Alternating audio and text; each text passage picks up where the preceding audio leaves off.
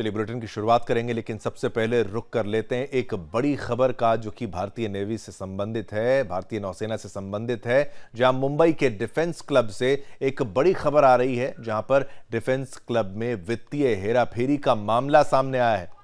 इस वक्त की बड़ी खबर आपको बता दें, वित्तीय हेराफेरी का मामला सामने आया है और भारतीय नौसेना ने 78 करोड़ की हेराफेरी की रिपोर्ट दर्ज कराई है।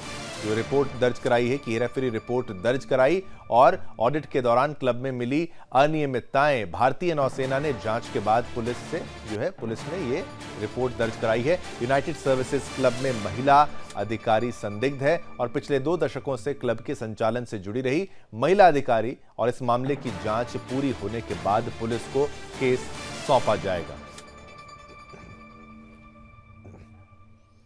अब आगे बढ़ते हैं, अगली खबर का रुख करते हैं, जो कि आप मेरे पीछे की तस्वीर से समझ सकते हैं। रूस के साथ सनकी की फौज। कौन है सनकी? बात करेंगे कोरिया की। उत्तर कोरिया ने रूस में एक और स्पेशल सैनिक टुकड़ी भेजी है। जी हां, ये टुकड़ी रूस के कुर्स्क इलाके में तैनात की गई है, जहां रूस और यूक्रेन के सैनिक आमने सामने हैं। अब ये सैनिक कितनी संख्या में भेजे गए हैं, ये जानकारी फिलहाल गुप्त है, लेकिन ये पहला मौका नहीं है कि उत्तर कोरिया ने रूस को अपनी सैनिक सहायता दी हो। कुछ महीनों पहले ही उत्तर कोरिया ने रूस की 11,000 से ज्यादा वो सैनिक उसको भेजे थे। और ये तो हम जानते ही हैं कि उत्तर कोरियाई सैनिक अनुशासन में माहिर होते हैं। बस उनमें अगर कोई कमी है तो वो है युद्ध के अनुभव की उनमें थोड़ी कमी होती है।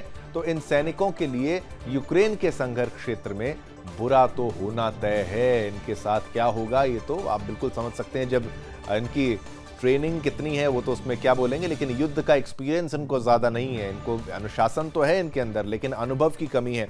इसके अलावा इस संघर्ष में अब तक करीब 300 उत्तर कोरियाई सैनिकों की मौत और 2700 घायल होने की खबरें भी सामने आई हैं। तो एक तरफ अनुशासन है, दूसरी तरफ वहाँ की धरती से अपरिचितता, यानी कि भाई वहाँ के बारे में जानते नहीं हैं। तो अब क्या होगा? उत्तर कोरिया रूस का सैन्य समर्थन तो कर रहा है, अपने फौजियों को भेज तो वहां पर रहा है, पर क्या उनको मरने के लिए वहां पर भेजा जा रहा है? ये बड़ा एक सवाल है। लेकिन ये पुतिन की और साथ ही साथ आप इनकी नॉर्थ कोरिया के लीडर किम जोंग उन की दोस्ती की तस्वीर भी आप देखिए। ये डिप्लोमेटिकली, कूटनीति के दृष्टिकोण से बहुत एक तगड़ी दोस्ती के रूप में देखी जाती है, जहां पर लाभ केवल उत्तर कोरिया को नहीं हो रहा, उत्तर कोरिया को लाभ तो चाहिए, रूस भी लाभान्वित हो रहा है। उत्तर कोरिया का रूस को सैन्य समर्थन, इसके बारे में आपको बता दें, ये यूक्रेन युद्ध में रूसी सेना के साथ उत्तर कोरिया ने रूस में 11,000 सैनिक भेजे हैं और रूसी सेना ने उत्तर कोरियाई हथियारों का उपयोग किया है। ये सोचिए, रूसी सेना को मजबूरन कोरियाई हथियारों का इस्तेमाल करना पड़ रहा है, क्योंकि ये युद्ध बहुत लंबे समय तक चला है।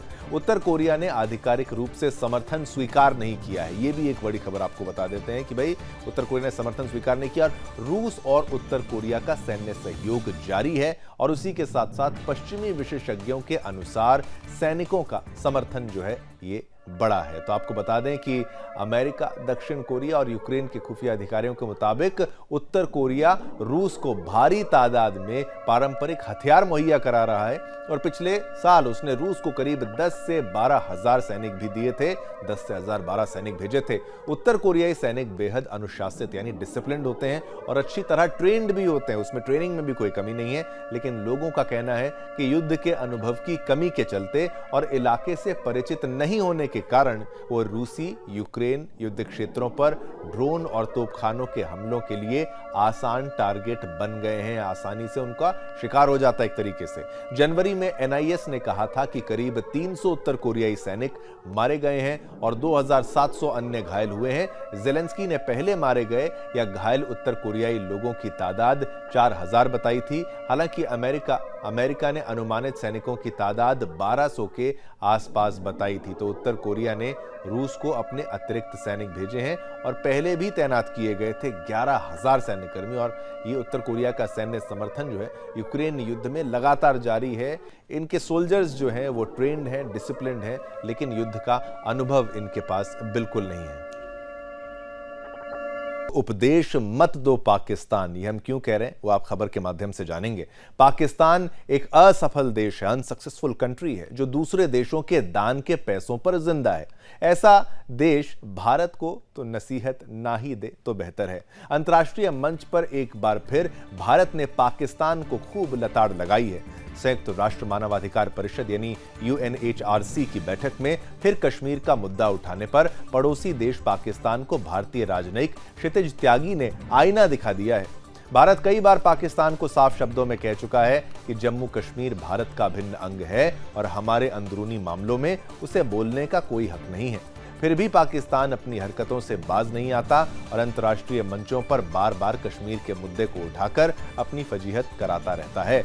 ऐसा ही एक बार फिर हुआ है। जिनेवा में आयोजित UNHRC की बैठक में भारतीय राजनयिक क्षितिज त्यागी ने जम्मू कश्मीर के मुद्दे पर बोलने के लिए पाकिस्तान को जमकर खरी खोटी सुनाई है।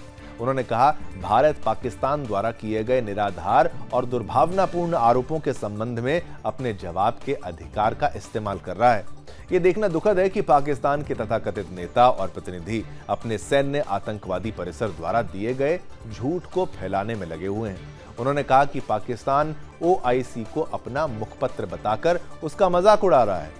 जम्मू कश्मीर और लद्दाख हमेशा भारत का अभिन्न और अविभाज्य अंग बने रहेंगे, पहले थे, आगे हमेशा रहेंगे। पिछले कुछ वर्षों में जम्मू कश्मीर में हुई अभूतपूर्व राजनीतिक, सामाजिक और आर्थिक प्रगति अपने आप में सब कुछ बयां करती है। ये सफलताएं दशकों से पाकिस्तान प्रायोजित आतंकवाद से त्रस्त इस क्षेत्र में सामान्य स्थिति लाने की सरकार की प्रतिबद्धता में लोगों के भरोसे का प्रमाण है। देखिए, ये बात बहुत सही है कि भाई लोग भी चाहते हैं वहां पर उन्नति आए, लेकिन पाकिस्तानी नहीं चाहते भारत में उन्नति आए और खासतौर पर जम्मू कश्मीर को तो बर्बादी करना चाहते हैं तमाम पाकिस्तानी और खासतौर पर पाकिस्तानी सरकार और फौज। आगे क्या कुछ कहा है वो भी आपको सुनाते हैं। क्षितिज त्यागी के द्वारा क्या कुछ कहा है वो आपके टेलीविजन स्क्रीन पर कुछ ही पलों में। India is exercising its right of reply in response to the baseless and malicious references made by Pakistan. It is regrettable, yet unsurprising, to see Pakistan's so-called leaders and delegates continuing to dutifully spread falsehoods handed down by its military terrorist complex. Pakistan is even making a mockery of the OIC by abusing it as its mouthpiece, which is fooling nobody. We do not wish to dignify such propaganda, but are constrained to make a few simple points for the record. First, the Union territories of Jammu and Kashmir and Ladakh were, are, and will always remain an integral and inalienable part of India. Second, the unprecedented political, social, and economic progress in Jammu and Kashmir in the past few years speaks for itself. These successes are a testament to the people's trust in the government's commitment to bring normalcy to a region scarred by decades of Pakistan-sponsored cross-border terrorism. Third, as a country where human rights abuses, persecution of minorities, and systematic आइए आपको सीधा लेकर चलते हैं, सुनाते हैं उत्तर प्रदेश के मुख्यमंत्री योगी आदित्यनाथ जी क्या कुछ कह रहे हैं। सीधा आपको लाइव तस्वीरों के साथ दिखाते हैं। शक्ति के मंत्री के रूप में जिन्होंने कार्य किया है, प्रभारी मंत्री के रूप में श्री स्वतंत्र देव सिंह जी, नगर विकास और ऊर्जा विभाग के माध्यम से महाकुंभ की सेवाओं को और बेहतरीन स्वरूप प्रदान करने वाले श्री अरविंद कुमार शर्मा जी, प्रदेश के श्रम और सेवायोजन मंत्री श्री अनिल राजभर जी, अपने 7,000 परिवहन निगम की बसेज और 750 शटल बसेज के माध्यम से पब्लिक ट्रांसपोर्ट की व्यवस्था को, श्रद्धालु जनों की व्यवस्था को बेहतरीन बनाने वाले श्री मंत्री श्री दयाशंकर सिंह जी और हमारे स्थानीय विधायकगण श्री दीपक पटेल जी, हर्षवर्धन वाजपेयी जी, पीयूष रंजन निषाद जी, गुरु प्रसाद मौर्य जी, श्रीमती पूजा पाल जी, MLC सुरेंद्र चौधरी जी, विधायकगण श्री दीपक पटेल जी, हर्षवर्धन वाजपेयी जी, पीयूष रंजन निषाद जी, गुरु प्रसाद मौर्य जी, श्रीमती पूजा पाल जी, MLC सुरेंद्र चौधरी जी, प्रदेश के मुख्य सचिव श्री मनोज कुमार सिंह जी, DGP प्रशांत कुमार जी, प्रमुख सचिव संजय प्रसाद जी, भारतीय जनता पार्टी के जिलाध्यक्ष श्री राजेंद्र मिश्र जी, श्रीमती कविता पटेल जी, श्री विनोद प्रजापति जी, अवधेश गुप्ता जी, इन सभी की ओर से मैं आप सबका हृदय से स्वागत करता हूं, अभिनंदन करता हूं। वास्तव में महाकुंभ प्रयागराज एक वैश्विक इवेंट बना और इसका श्रेय आदरणीय प्रधानमंत्री जी के विजन के कारण ये जो कार्य करने में हमें सफलता प्राप्त हुई और यह इसको व्यापक सकारात्मक रूप से देश और दुनिया तक आप सब ने पहुंचाया है। मैं इसके लिए भी आपको हृदय से धन्यवाद करता हूं। मैं देख रहा था कि एक एक दिन हो या रात्रि हो, सुबह हो या शाम हो, शीतलहरी हो या भीषण धूप हो, लेकिन अनवरत रूप से कोई चलता रहा तो वो मीडिया चलता रहा। या तो मां गंगा की धारा चलती थी या मीडिया चलता था। और आपकी जो ये भूमिका थी सकारात्मक रूप से आगे बढ़ती रही और महाकुंभ प्रयागराज नए रिकॉर्ड बनाने के लिए उतावलापन दिखाते हुए 66 करोड़ 30 लाख से अधिक श्रद्धालुओं को मां गंगा, मां यमुना और मां सरस्वती की त्रिवेणी में आस्था की पवित्र डुबकी के साथ जोड़ते हुए आस्था और आर्थिकी के एक नए रिकॉर्ड को बनाने के लिए आगे बढ़ चुकी थी। बहनों और भाइयों, ये आस्था और आर्थिकी का जो एक नया विजन प्रधानमंत्री जी ने दिया है कि स्पिरिचुअल टूरिज्म में भी पोटेंशियल है और उस पोटेंशियल का आधार कोई राज्य बन सकता है तो उत्तर प्रदेश बन सकता है। अभी गत वर्ष ही उत्तर प्रदेश में 2024 में 65 करोड़ श्रद्धालु और पर्यटक उत्तर प्रदेश के अंदर विभिन्न तीर्थ स्थलों में आए थे। अयोध्या धाम आए थे, काशी आए थे, मथुरा वृंदावन आए थे, प्रयागराज में आए थे, चित्रकूट में आए थे, मां विंध्यवासिनी के धाम में आए थे, गोरखपुर में आए थे, सुख तीर्थ में आए थे, नैमिषारण्य में आए थे। और अकेले प्रयागराज में 45 दिन में 66 करोड़ 30 लाख पर्यटक और श्रद्धालु आ चुके हैं। यानी नए नए रिकॉर्ड बनते हुए दिखाई दे रहे हैं। प्रयागराज महाकुंभ ने उत्तर प्रदेश के अंदर 5 स्पिरिचुअल टूरिज्म के कॉरिडोर उपलब्ध करवा दिए। प्रयागराज से मिर्जापुर और काशी का एक, प्रयागराज से अयोध्या और गोरखपुर का 2। बात करेंगे इजराइल की और हमास की। गाजा युद्ध विराम समझौते को करीब 40 दिन हो चुके हैं और दोनों पक्षों के बीच कैदियों और बंधकों की अदला बदली की प्रक्रिया लगभग पूरी हो चुकी है। हालांकि अब एक और अहम मोड़ सामने आया है। हमास गुरुवार को इजराइल को उसके 4 बंधकों के शव सौंपने की तैयारी कर रहा है, जो फिलिस्तीनी आतंकवादी समूह द्वारा किए गए संघर्ष विराम समझौते के तहत तय किया गया था। इससे पहले पिछले कुछ दिनों में दोनों पक्षों ने अपने अपने हिस्से के कैदियों और बंधकों की रिहाई की थी, लेकिन इस नई घटना ने संघर्ष विराम को लेकर उठते सवालों को और तीव्र कर दिया है। इजराइल सरकार ने शनिवार को लगभग 600 फिलिस्तीनी कैदियों की रिहाई को टाल दिया था। इस फैसले का कारण ये बताया गया था कि हमास ने बंधकों की रिहाई के दौरान उनके साथ क्रूर व्यवहार किया था। इजराइल ने आरोप लगाया था कि युद्धबंदियों को रिहा करते वक्त हमास ने उनके साथ अमानवीय बर्ताव किया, जिससे समझौते का उल्लंघन हुआ। इसके जवाब में हमास ने इजराइल के इस कदम को गंभीर रूप से संघर्ष विराम समझौते का उल्लंघन करार दिया।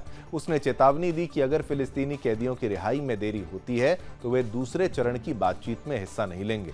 हमास के प्रवक्ता अब्दुल लतीफ अल कानू ने बुधवार को मीडिया से बात करते हुए कहा कि हमास गुरुवार को इजराइल को उसके 4 बंधकों के शव सौंपेगा। इससे पहले इजराइल ने हमास पर आरोप लगाया था कि समझौते के तहत अपने 4 बंधकों के शव सौंपने में हमास ने जानबूझकर देरी की और इजराइल की शांति प्रक्रिया को और जटिल बना दिया। इस मामले पर इजराइल का गुस्सा खुलकर सामने आया था और उसने इसे एक गंभीर उल्लंघन के तौर पर देखा। हमास ने जो बंधक बनाए उसमें से रिहा कितने हुए, कितने सेना ने रेस्क्यू किए, कितने मारे गए, कितने भागे, वो सारा डेटा आपको ग्राफिक्स के माध्यम से दिखाते हैं। मैं समझाता चलता हूं। देखिए, हमास ने 251 इजरायली नागरिकों को बंधक बनाया था। हमास ने रिहा कितने किए? 128। और सेना ने कितने रेस्क्यू किए? 8। मारे कितने गए? 71 मारे गए इसके बाद जो है। और उसके बाद फिर कैद से कितने लोग भागे हैं उसका अंदाजा आप लगाइए। उसमें है 3 लोग केवल जो हैं वो कैद से भागे हैं। और हमास के पास कितने हैं? 41 कैदी हैं। आपको बता दें कि हाल ही में मुक्त किए गए इजरायली बंधक ईयर हॉर्न ने बुधवार को अपने पड़ोसियों के अंतिम संस्कार में हिस्सा लिया।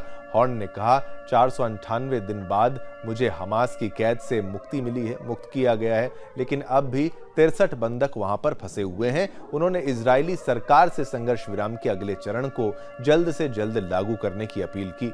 बता दें कि इजरायल और फिलिस्तीन के बीच कैदियों की अदला बदली की यह डील 3 फेज में पूरी हो गई। इसमें 42 दिन तक बंधकों की अदला बदली की जाएगी। कौन से 3 फेज हैं उनको आपके टेलीविजन स्क्रीन पर आपको दिखा रहे हैं। पहला फेज 19 जनवरी से 1 मार्च तक गाजा में पूरी तरह से युद्ध विराम रहेगा। हमास 33 इजरायली बंधकों को रिहा करेगा। इजरायल रोजाना 1 बंधक के बदले 33 फिलिस्तीनी बंदियों को करेगा रिहा, ये भी आपको बता देते हैं। और इजरायली महिला सैनिक के बदले 50 फिलिस्तीनी बंदियों को रिहा करेगा। तो ये देखिए, इजरायली महिला सैनिक के बदले 50 को रिहा किया जाएगा। अब दूसरा फेज क्या है? 1000 फिलिस्तीनी कैदियों को रिहा करेगा। लगभग 190 कैदी 15 साल से ज्यादा समय से सजा काट रहे हैं। अब दूसरे फेज की भी बात आपको बताई। तीसरे फेज में, आखिरी फेज में गाजा को दोबारा बसाया जाएगा। इसमें 3 से 5 साल का समय लगेगा। हमास के कब्जे में मारे गए बंधकों के शव इजरायल को सौंपे जाएंगे।